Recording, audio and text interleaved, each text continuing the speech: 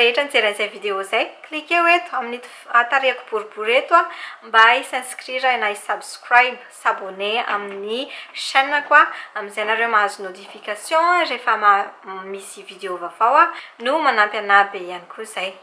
Clique eo eto amin'ny vidéo manaraka de aminaraka indray ry zareo veloma daholo.